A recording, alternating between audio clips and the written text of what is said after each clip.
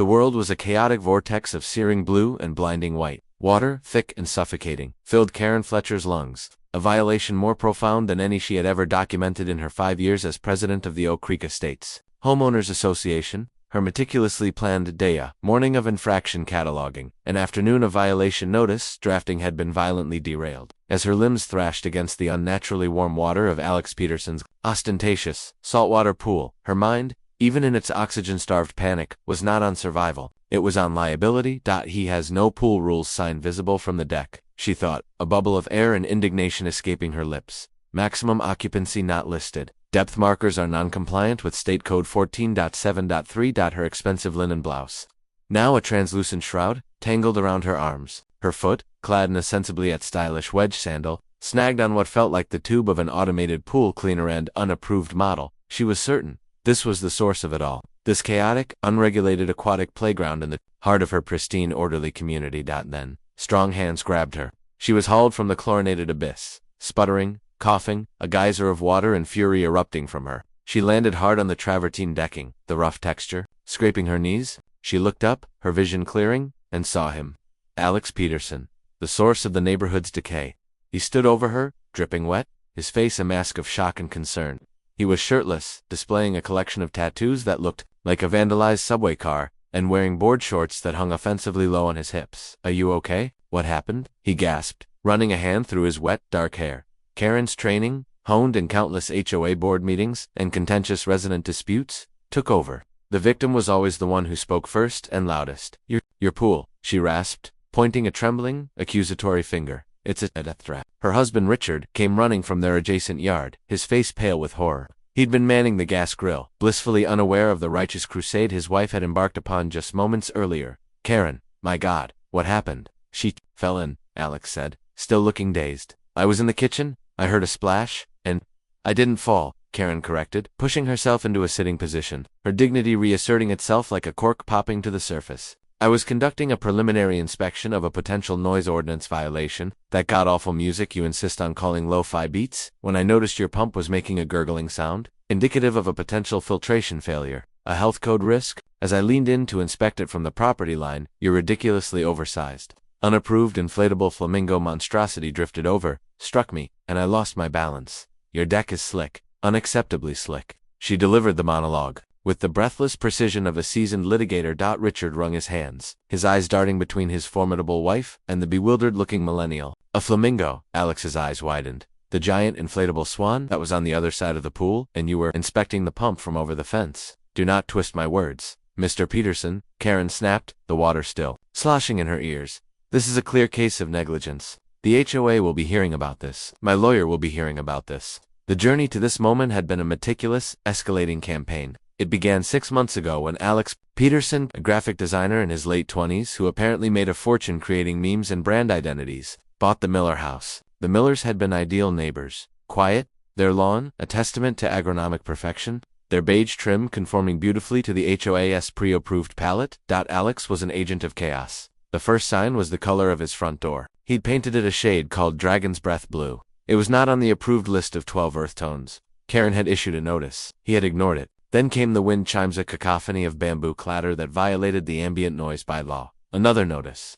Then, the piece de resistance, the pool. He hadn't just cleaned the old kidney-shaped pool the Millers had left behind. He'd ripped it out and, without proper architectural review board submission, installed a massive rectangular infinity edge monstrosity that looked like something from a Miami hotel. The construction had been a nightmare of noise and dirt. Karen had documented every decibel, every stray speck of dust that drifted onto her prized petunias. The pool became the focal point of her existence. It was a symbol of everything wrong with the modern world. A flashy, hedonistic temple of rule-breaking. He had friends over. Young people with equally terrible tattoos and a shared love for music that sounded like a malfunctioning elevator. They laughed too loudly. They splashed. They grilled things that smelled exotic and frankly un-American. Karen's response was a masterclass in bureaucratic warfare. She measured the distance from his pool equipment to the property line at half-inch too close. She photographed his unstowed pool toys at dusk, a violation of Section 8, Subsection C, Yard Tidiness. She noted the brightness of his underwater LED lights, which cycled through colors like a cheap nightclub,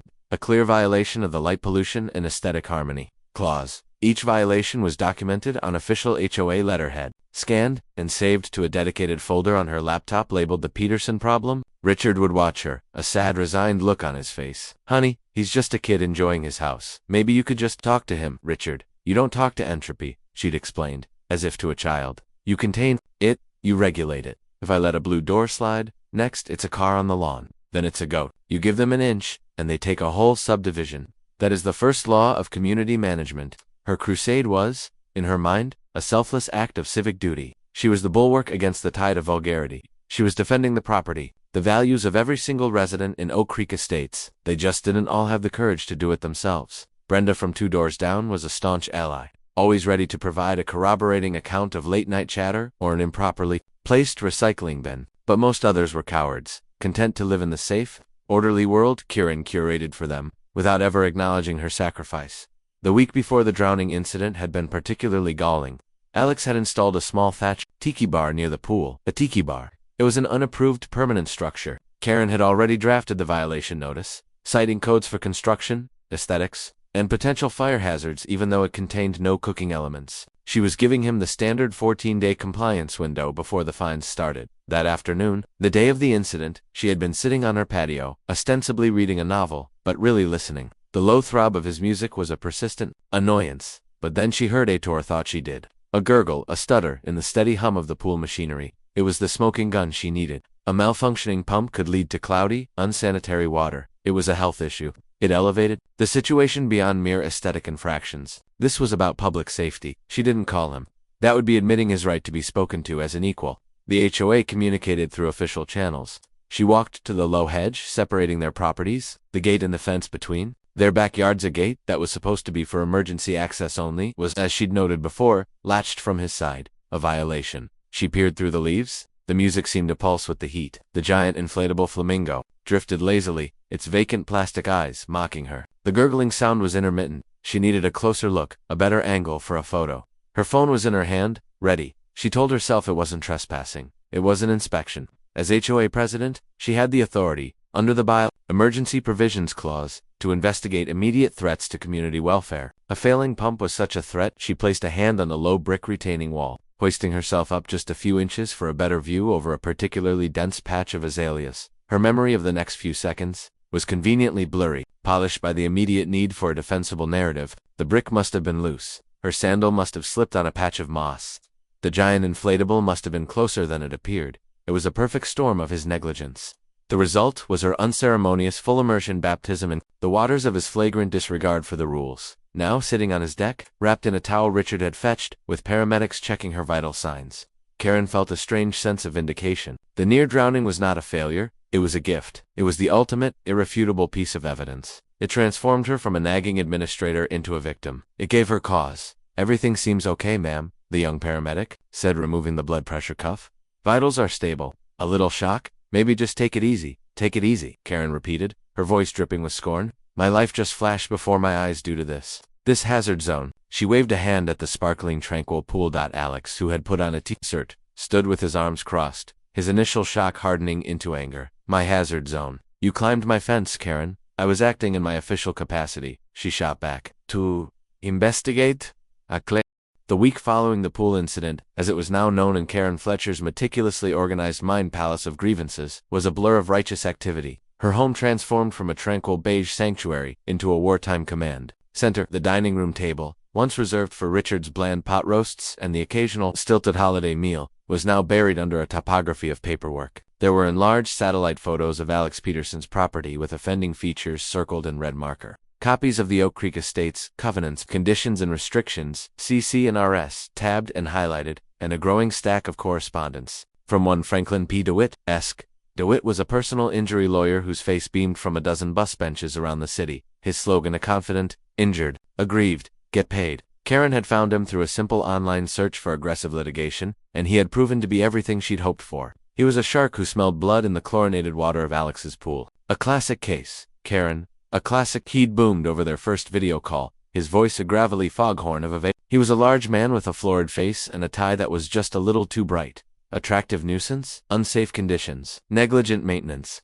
The fact that you were, shall we say, proactively investigating in your official capacity only, strengthens our position. It demonstrates a pattern of his negligence and your dutiful oversight. He'd conveniently glossed over the trespassing detail, reframing it as a non-permissive site inspection under exigent circumstances. Karen loved the sound of that. It made her sound less like a nosy neighbor and more like a federal agent. The lawsuit they drafted was a work of art, a 30-page epic of alleged suffering. It listed physical damages, potential for secondary drowning complications, acute chlorine-induced rhinitis, emotional distress, post-traumatic hydroanxiety, disruption of domestic tranquility, and, most importantly, punitive damages designed to make an example of Mr. Peterson. The amount they were seeking was breathtaking, a figure with enough zeros to make Richard's eyes water when he accidentally glanced at the draft. "Karen, this is insane," he'd stammered, holding the document as if it were radioactive.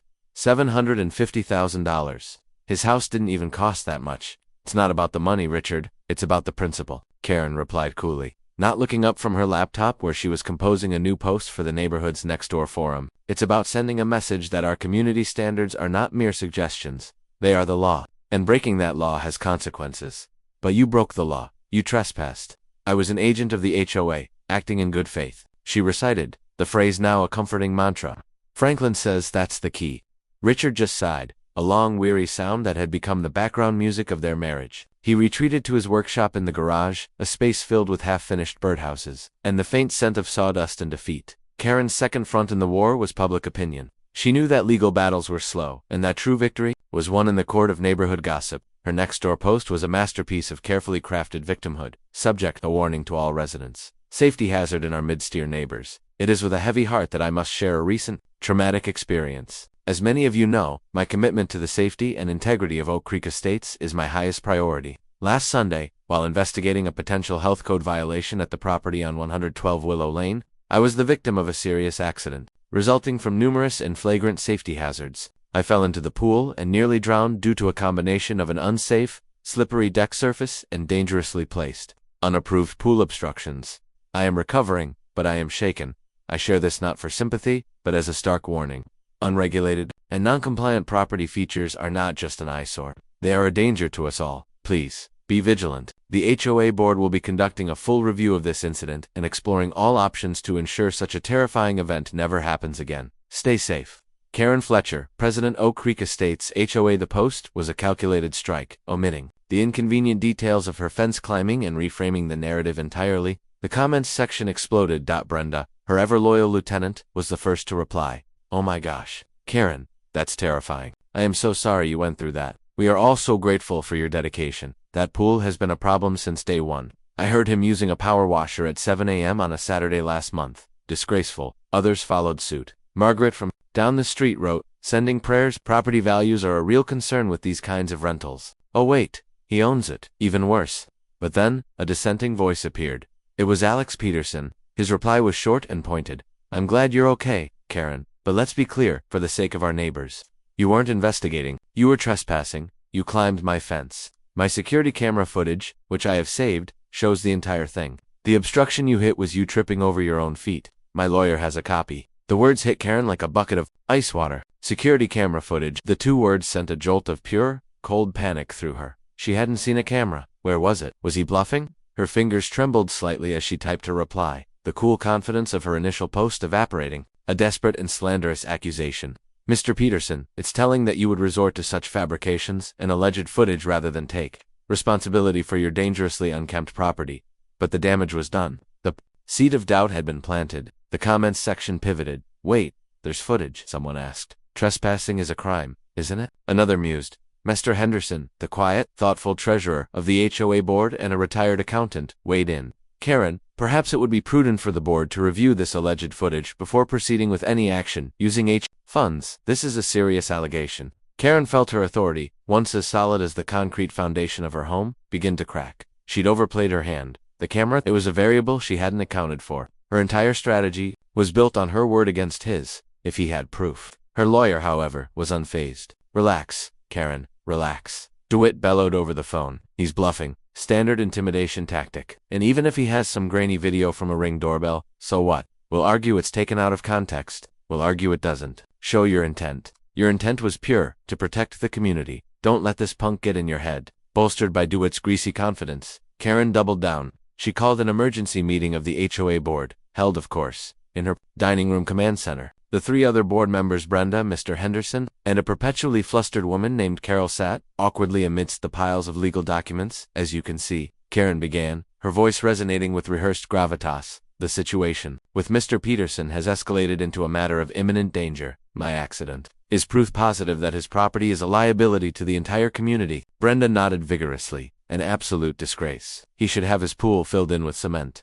Mr. Henderson adjusted his glasses, peering at a document in front of him. It was a preliminary invoice from Franklin P. DeWitt, ESQ, for consultation and case preparation, billed to the HOA. Karen, he said, his voice mild but firm, this invoice is for $5,000. You've retained Mr. DeWitt on behalf of the HOA without a board vote. It was an emergency measure, Henderson, Karen countered, annoyed by his focus on trivialities. We needed to act swiftly, to protect our interests. Are they our interests, or your interests? Henderson pressed. The lawsuit filed is a personal injury claim with you as the plaintiff. While it tangentially involves HOA rules, you are the primary beneficiary. Using HOA funds to finance your personal lawsuit is, at best, a conflict of interest and, at worst, misappropriation of funds. The accusation hung in the air, thick and unpleasant. Carol fidgeted, looking like she'd rather be anywhere else. Brenda shot Henderson a venomous glare. How dare you, Karen whispered, her voice low and dangerous. I was acting as president. I was injured in the line of duty. The HOA has a responsibility to back me up. The HOA also has a responsibility to its members not to engage in frivolous and potentially costly litigation based on a disputed series of events, Henderson retorted, tapping the invoice. Mr. Peterson claims to have video evidence that contradicts your account. If he does, and we proceed, a judge could not only throw out our case, but could also order the HOA to pay his legal fees. Are you prepared to levy a special assessment on all our neighbors to pay for a lawsuit stemming from you climbing a fence? The logic was sound, the reasoning infuriatingly clear. Karen saw her narrative slipping away, being replaced by Henderson's drab, sensible, black-and-white version of events. She had to regain control. This is not about me, she insisted, her voice rising. This is about the sanctity of our rules, about the character of our community. Mr. Peterson and his tiki bar, and his blue door and his loud music, are a cancer in Oak Creek. And you, Henderson, with your penny pinching and your cowardice, are letting it metastasize. What's next? Are we going to let him park an RV on his lawn? Raise chickens? Where does it end? The tirade had its end. The identity of the witness remained a phantom, a ghost haunting the periphery of Karen's waking thoughts, and a central figure in her stress-induced nightmares. Her lawyer, Franklin DeWitt, assured her it was likely a scare tactic. They're trying to spook you into a lowball settlement. Karen, we hold firm. We demand they produce this so-called witness for a deposition. We'll tear them apart on the stand. But DeWitt's bravado felt hollow now, a cheap echo in the cavern of Karen's mounting anxiety. The neighborhood had shifted.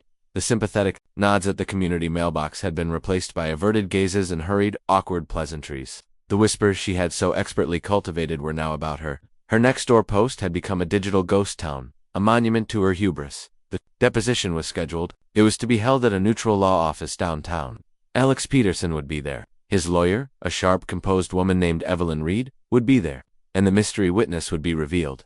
Karen spent the days leading up to it in a state of agitated preparation. She and DeWitt rehearsed her version of events, until it felt less like a memory and more like a script. I was acting in my official capacity as HOA president. The deck was dangerously slick. A large, unapproved, inflatable object struck me, causing me to lose my balance. The words were her armor. She repeated them to herself as she applied her makeup on the morning of the deposition, constructing a facade of unshakable confidence. She chose her outfit with military precision, a severe charcoal gray pantsuit, a crisp white blouse buttoned to the collar. It was her battle uniform. Richard tried one last time.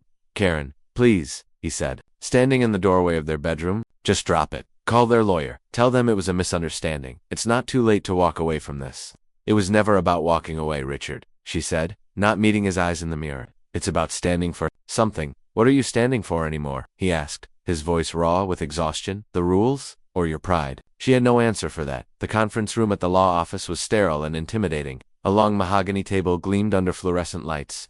Alex Peterson sat opposite her, looking tired but resolute. His lawyer, Ms. Reed, offered Karen a thin, professional smile that didn't reach her eyes. Franklin DeWitt sat beside Karen, shuffling papers and exuding a scent of stale coffee and desperation.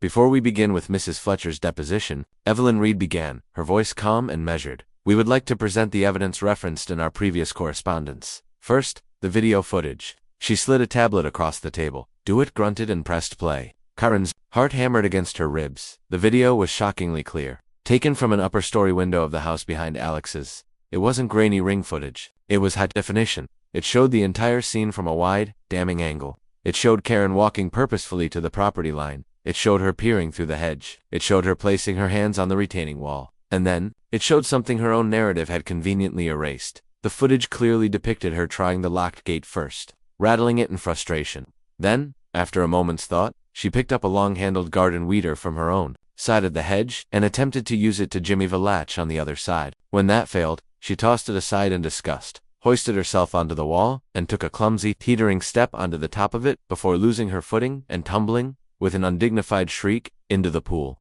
The inflatable swan, as it turned out to be, was, as Alex had claimed, on the complete opposite side of the pool, bobbing peacefully. The video was a complete and total evisceration of her story. There was no ambiguity. There was no room for interpretation. It was a clear, unvarnished depiction of trespassing, attempted breaking and entering of a gate, at least, and a subsequent self-induced fall. Franklin DeWitt made a choking sound. Karen felt the blood drain from her face. The room was silent save for the hum of the air conditioning. The video speaks for itself, Ms. Reed said coolly. But that's not all. She nodded towards the door. We can now proceed with the deposition of our witness. The door opened, and the witness walked in. It wasn't a disgruntled neighbor or a nosy retiree. It was Leo Schmidt, the 16-year-old son of the Schmidts who lived in the house behind Alex's. Leo was a shy, lanky kid known mostly for flying his drone around the neighborhood, something Karen had been meaning to write a violation notice about, citing potential privacy and nuisance concerns. He clutched a remote control in his hands and refused to make eye contact. Mr. Schmidt, Evelyn Reed said gently, could you please tell us what you were doing on the afternoon of August 3rd? I was flying my drone, he mumbled, his eyes fixed on the table. Just getting some aerial shots of the neighborhood for a school project. And did your drone happen to capture any unusual events that afternoon? Yeah, he said, his voice barely a whisper. It filmed Mrs. Fletcher trying to break into Mr. Peterson's yard and then falling into his pool. He had his drone hovering high above the properties, and the video it had captured was even more damning than the footage from the window. It was a top-down, crystal-clear record of the entire pathetic episode. Ms. Reed played it on the tablet. The sight of her own frantic, clumsy actions, viewed from a godlike aerial perspective, was profoundly humiliating. She looked like a cartoon villain, foiled by her own incompetence. Thank you, Mr. Schmidt. That will be all for now, Ms. Reed said. Leo practically fled the room. Franklin DeWitt, for the first time since she'd met him, was speechless. He stared at the tablet, his florid face now a pale, doughy white. He opened his mouth, then closed it again. Well, he finally managed, clearing his throat. There appears to have been a significant misunderstanding of the facts. Indeed, said Ms. Reed. She folded her hands on the table. Here is our position.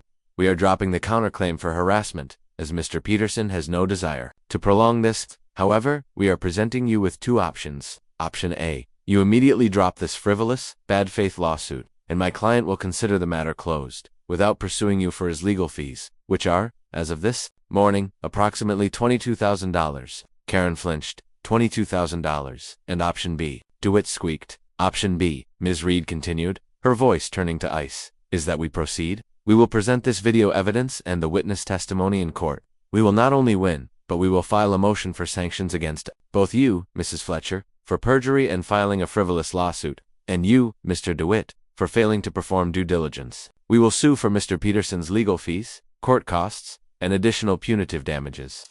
Furthermore, we will forward the unedited footage of the attempted breaking and entering and trespassing to the district attorney's office and recommend they press criminal charges. The choice is yours. It wasn't a choice, it was an execution. We'll take option A, DeWitt said immediately, gathering his papers with shaking hands. He wouldn't even look at Karen. His dreams of a big payday had evaporated, replaced by the very real terror of being sanctioned by the bar. We'll draw up the dismissal papers this afternoon. The meeting was over. Karen sat frozen in her chair as Alex and his lawyer left. DeWitt scurried out after them, muttering something about calling his office. She was alone in the sterile room. The afterimage of the video seared into her brain. The drive home with Richard, who had been waiting in the lobby, was silent and heavy. The truth, in all its ugly detail, had been laid bare. When they got home, Karen walked straight to her dining room command center and stared at the piles of paper. It all looked so foolish now. Her red-circled photos, her highlighted bylaws, her grand legal strategy. It was all just the pathetic architecture of a lie. Richard finally broke the silence. He wasn't angry, he was just sad. Is it over, Karen? He's not suing me for his legal fees, she said numbly. If I drop the case, so you're dropping it. It wasn't a question, she nodded. Good, he said. Then this is all finally over. But it wasn't. The fallout was just beginning. News of the deposition, the video, and the witness spread through Oak Creek Estates like a wildfire. Brenda stopped returning her calls. Mr. Henderson formally submitted a letter to the board, co-signed by Carol, calling for an emergency meeting to discuss a vote of no confidence in Karen's presidency. The letter was copied to every single homeowner in the association. Her reign was over. Her reputation was not just tarnished, it was obliterated. She wasn't the stalwart defender of community standards. She was a liar, a trespasser, a bully who had been caught and humiliated. The very people she had claimed to be protecting were now openly mocking her on the same next-door forum she had tried to weaponize. The shame was a physical weight, pressing down on her, making it hard to breathe. For years, her identity had been inextricably linked to her role as HOA president. She was Karen Fletcher, the woman who kept the neighborhood in line, the woman who knew the rules, the woman who had control. Without that, who was she? She was a woman with a strained marriage, no real friends, and a new, all-consuming reputation as the neighborhood lunatic.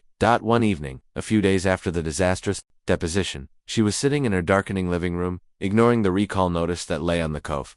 The resignation from the HOA presidency was a formality, a bitter pill she swallowed without ceremony. She didn't attend the emergency meeting. She simply emailed her letter to Mr. Henderson, who was, by default, the acting president. The terse two-sentence announcement he posted on the community portal was the final nail in the coffin of her public life. Karen Fletcher was no longer a person of authority. She was a cautionary tale. Richard's absence hollowed out the house, leaving an unnerving silence in its wake. There were no more sighs of weary disapproval, no more gentle pleas for reason. There was only Karen and the buzzing in her own head, a high-frequency thrum of pure, distilled obsession. The humiliation of the deposition had burned away all her previous motivations, community standards, property values, civic duty. All that remained was a burning, personal need for vindication. She had to prove that her instincts about Alex Peterson had been right all along. She hadn't just been a petty tyrant. She had been a prophet whose warnings were ignored. Her new crusade began not with a clipboard and a copy of the CC&RS, but with a pair of high-powered image binoculars she ordered online. Her dining room war room was dismantled, its contents shredded and discarded. Her new command post was the upstairs guest bedroom, which offered a perfect, unobstructed view of the back of Alex Peterson's house. She became a student of his life, a ghost haunting the edges of his existence. Her days fell into a new rhythm. She'd wake before dawn, positioning herself in the darkened window as the sky bled from black to purple. She watched him through the glass of his kitchen sliders. As he made his morning coffee, his movements relaxed and infuriatingly normal. She logged his comings and goings in a new notebook. This one, a simple spiral-bound one, its pages filled not with violation codes, but with timestamps and license plate numbers. 9:14 a.m., subject departs in gray Tesla. 11:22 a.m., subject returns with groceries organic. Naturally, 2:40 p.m., a woman arrives in a blue Prius. Yoga instructor. They are on his deck for 1 hour. Indecent stretching observed. 4 p.m., woman departs. It was madness, and a part of her knew it. The rationale, rule-following part of her brain. Now, a tiny, besieged outpost, screamed that this was stalking, that this was pathetic. But the rest of her, the vast wounded territory of her pride, insisted it was research. It was investigation. The first few weeks yielded nothing. Alex's life was maddeningly boring. He worked on his computer. He swam in his pool, and Karen could no longer watch without a phantom taste of chlorine in her mouth. He had friends. Over 4 barbecues, it was all disappointingly mundane. She needed more. The next escalation was the trash. On the eve of trash collection day, under the cloak of deepest night, Karen, dressed in black from head to toe, her blonde bob tucked under a dark beanie, crept out of her house, her heart hammered with a mixture of terror and exhilaration. This was a violation of every principle she had ever held. It was dirty, it was illegal, it was a thrilling new low.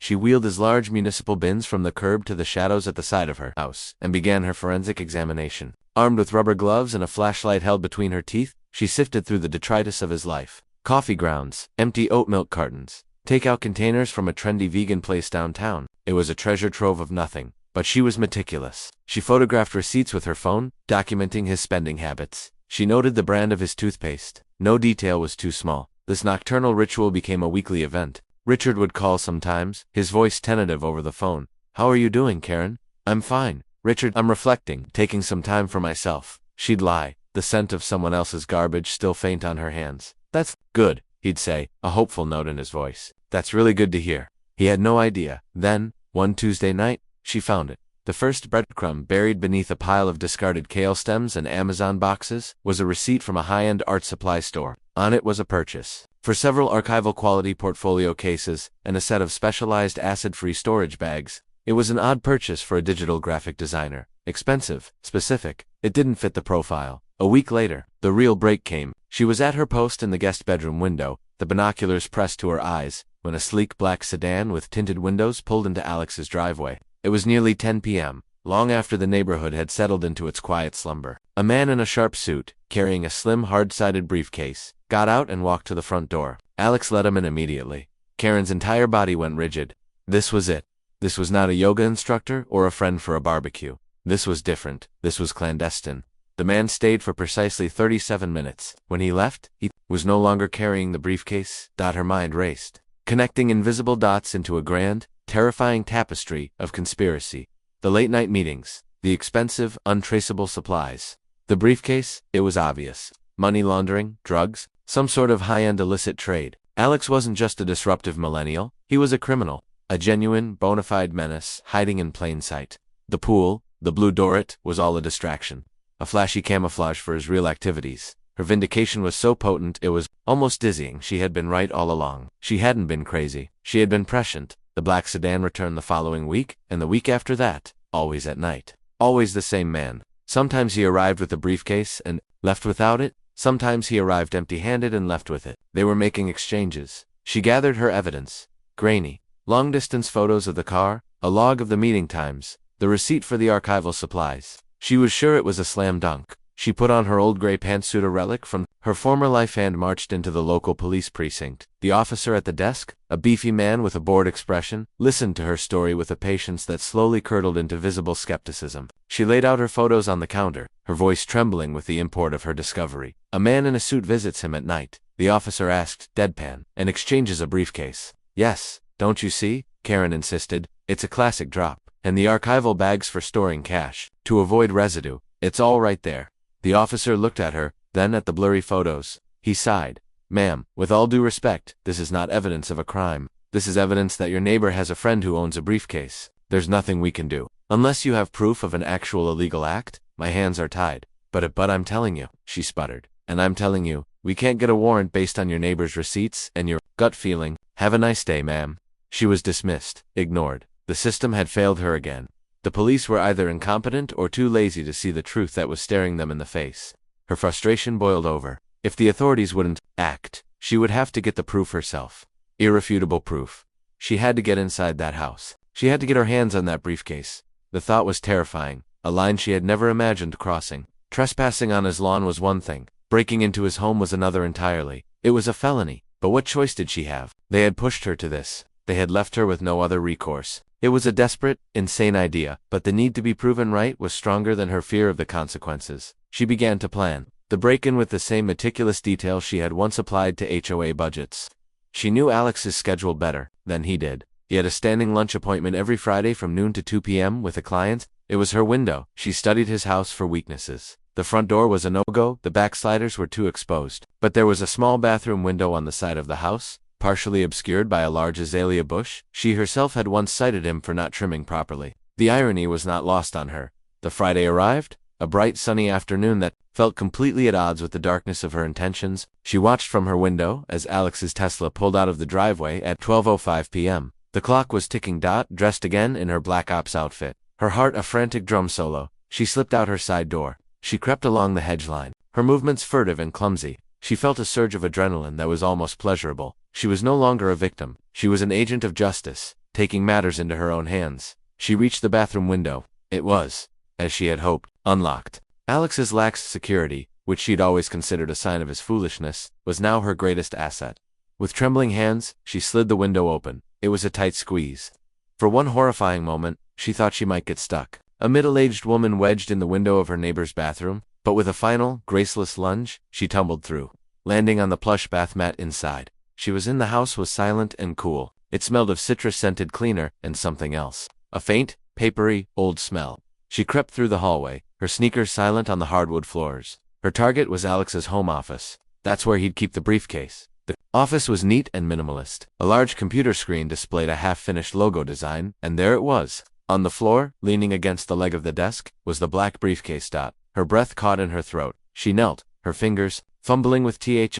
The question hung in the air, simple and devastating. What are you doing? Karen had no answer. The grand narrative she had constructed of herself as a righteous crusader, a protector of order, a lone voice of reason shattered into a million pieces. She saw herself as Alex must see her, a pathetic, middle-aged woman in a ridiculous black outfit, kneeling on his floor, having rifled through his most personal possessions. The criminal wasn't him.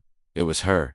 She couldn't speak. She could only stare at the comic book in her hands. Wolverine, snarling, claws, extended a perfect, pulpy metaphor for her own senseless aggression. Alex sighed, a sound that seemed to carry the weight of the entire 6-month ordeal. He walked past her, didn't even look at the open briefcase, and sat down heavily in his office chair. He gestured to the small visitor's chair opposite his desk. "Sit down, Karen." His calmness was more unnerving than any outburst would have been. Shakily she got to her feet and sat, perching on the edge of the chair like a frightened bird. She felt the urge to run, to flee back through the window and never stop, but her legs wouldn't obey. She was paralyzed by the sheer, crushing weight of her shame. "I came back because my client canceled," he said, his voice flat. He wasn't looking at her, but at the blinking red light of the camera on his bookshelf. "I get an alert on my phone when there's motion in the house. Well, the alarm is off. I thought I'd forgotten to turn it on. I watched the last 5 minutes on my phone in the restaurant parking lot." He finally turned his gaze to her, and his eyes were not filled with hate, but with a kind of baffled pity. "I saw you open the case.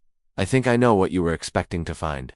Karen's throat was dry. I thought." "I know." "What, you thought?" he interrupted, holding up a hand. "You thought I was a drug dealer? Or a money launderer? Some kind of villain to justify all this?" He gestured around the room, a gesture that encompassed the lawsuit, the next-door posts, the broken window latch.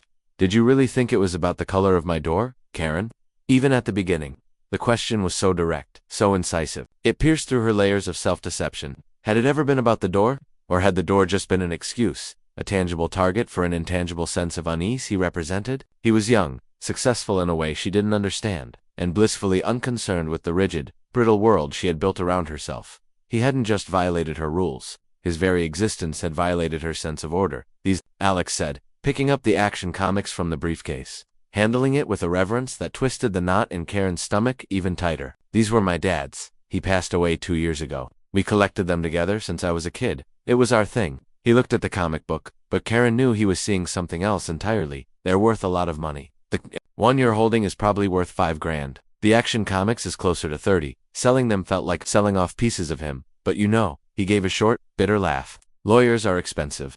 The human cost of her crusade was laid bare in that simple, heartbreaking statement. She had forced this man to sell his inheritance, to part with the last tangible connection to his deceased father, all to defend himself from a lie she had invented. "I called the police," he said quietly. Karen's heart stopped. Of course, this was it. The handcuffs, the mugshot, the jail cell. It was what she deserved. "I told them I had a break-in," he continued. "They're on their way." He paused, letting the terror wash over her. Then he added, "But I haven't told them who it was. I told them I saw a stranger run out the back when I pulled up. When they get here, Karen, you have a choice to make." He leaned forward, his elbows on his desk, his expression now deadly serious. "Here's the deal. You are going to undo every single thing you have done to me. You are going to pay back my $22,000 in legal fees, every cent. You are going to go to the next HOA meeting because I know Henderson will be running one soon to elect your replacement. And you are going to stand up in front of everyone, and you are going to apologize. Not a vague, 'I regret any misunderstanding' apology. You're going to tell them you lied about the pool incident. You're going to tell them you harassed me. You're going to tell them the truth. And you are going to publicly, permanently, resign from having any position in this community ever again." It was a total and complete public humiliation, a ritualistic destruction of the last vestiges of her pride. "If you do all of that," he said, "when the police ask me to review the security footage with them to identify the suspect, I will tell them the camera must have malfunctioned. The footage is corrupted. I won't press charges. We will be done. If you refuse, or if I sense for 1 second that you aren't being sincere, I will show them the full high-definition video of you, Karen Fletcher, former HOA president, breaking into my home, and you will go to prison." He sat back. "Your choice." In the distance a siren wailed, growing closer. Panic, cold and absolute, seized her. Prison. The word was alien, unthinkable. The loss of control, the public shame, the utter ruin. It was all embodied in that sound. "I'll do it," she whispered, the words tasting like ash. "I'll do everything good," Alex said, his face unreadable. He stood up. "Now go. Out the back. And don't ever come on my property again." Karen scrambled out of the chair and practically fled, not daring to look back. She clambered back through the bathroom window, scraping her arm on the latch, and ran, head down, across her lawn and into the safety of her house, the wail of the siren now deafeningly close. The next 2 weeks were a blur of abject misery. She called Richard and told him everything. The stalking, the break-in, the deal with Alex. To her surprise, he didn't yell. He just sounded tired. "You need to sell the silver, Karen," he said. "And the porcelain dolls your mother left you. That should cover about half of it. I'll help with the rest." There was a flicker of something in his voice, not forgiveness, but a sense that she had finally, truly hit rock bottom, and perhaps there was a way up. He agreed to come home after the HOA meeting. Selling her prized possessions was a bitter, humbling experience. The collection of antique silverware she polished every month, the creepy glass-eyed dolls that had lined her display cabinet for years, they were symbols of her old life, of her carefully constructed sense of propriety. Watching a disinterested appraiser offer her pennies on the dollar for them felt like a fitting penance. The night of the HOA meeting was the longest of her life. The community center clubhouse was packed. Word had gotten out that Karen Fletcher would be speaking. There was a public execution, and everyone wanted a front row seat. She saw Alex sitting in the back, his arms crossed, his face a stony mask. When Henderson, the new acting president, gave her the floor, a hush fell over the room. She walked to the podium, her hands shaking, and looked out at the faces of her neighbors' faces that had once looked to her for guidance and now looked at her with a mixture of pity, contempt, and morbid curiosity. She took a deep breath and began to speak, her voice trembling at first, then gaining a strange, hollow strength. She told them everything. She confessed to lying about the pool incident. She admitted to a campaign of harassment, as she'd promised Alex she would. She publicly apologized to him, directly, forcing herself to meet his gaze across the room. She announced her permanent resignation from all community affairs. She left nothing out. When she was finished, there was no applause. There was only a stunned, heavy silence. She walked away from the podium and out of the clubhouse, not looking back. Her public life in Oak Creek Estates was over. The aftermath was quiet. The check was delivered to Alex's lawyer. Richard came home, and their interactions were strained and careful, like two strangers learning to navigate a shared space. The power vacuum on the HOA board was filled by a retired dentist who was mostly concerned with the petunia beds around the community sign. Life settled into a new, quieter, and profoundly emptier normal for Karen. The binoculars were put away. The notebooks were burned. One crisp autumn afternoon, months later, Karen was in her front yard, listlessly pulling weeds from a flower bed. She was just a resident now, just a woman in a house. She no longer walked the neighborhood with a critical eye, and the freedom from that burden was both a relief and a source of deep, disorienting emptiness. A large moving truck rumbled down the street and pulled up to the house directly across from hers. The Hendersons had sold their place. A new family was moving in. Karen watched as a young couple and their two noisy children spilled out of a minivan. Within minutes, the husband had started unloading, and in his haste, he wheeled two large, empty trash bins from the back of the truck and left them right on the edge of his front lawn, clearly visible from the street. It was 3 p.m. on a Tuesday. Trash collection wasn't until Friday morning. Section 9, subsection D of the CC&RS was explicitly clear. Waste receptacles shall not be placed in public view except between the hours of 6 p.m. on the evening prior to collection and 8 p.m. on the day of collection. It was a flagrant, undeniable violation. Karen stood up, wiping the dirt from her hands. She stared at the offending plastic bins. An old familiar twitch started in her eye. The instinct, honed over years of diligent enforcement, surged through her like a jolt of electricity. The world, which had been gray and